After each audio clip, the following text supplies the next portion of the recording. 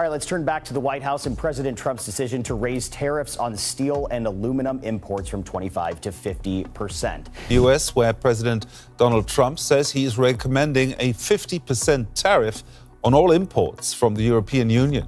He made the announcement on his Truth social media network. Imagine being shocked by the White House when you wake up.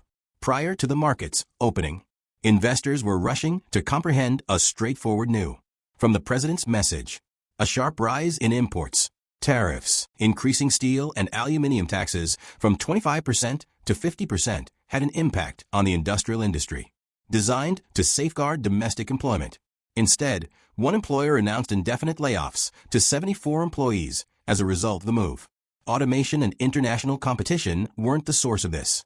Rather, it was as a result of an abrupt, unilateral shift in trade policy.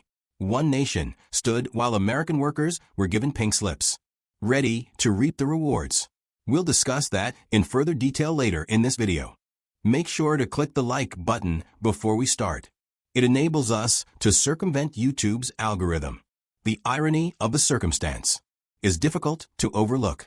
A rule designed to protect American employment is currently held accountable for removing them. In less than a year, tens of thousands of jobs have disappeared. Originally praised as a national security measure, this aluminum tariff now seems more like a blunt tool than a way to revitalize communities that relied on industrial labor. It's hastening their downfall. We'll examine this problem today, from its beginning to its unexpected repercussions, and consider whether a more profound economic split is developing below the surface. Go back to 2018, when the president placed a 10% tariff on imported aluminum, to see how we got here. Proponents thought it would bring jobs home and lessen reliance on foreign countries.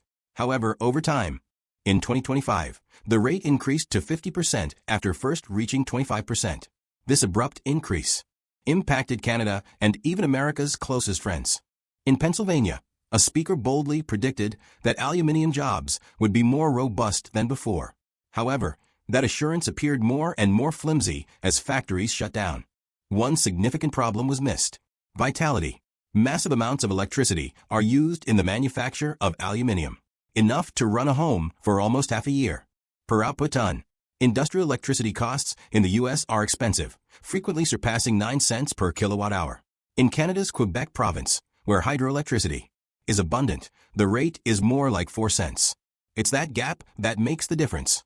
While Canadian smelters operate more cost-effectively and efficiently, U.S. aluminum producers must contend with high power bills. Tariffs by themselves cannot increase the competitiveness of U.S. producers unless this disparity is addressed. Please click the subscription button before we proceed.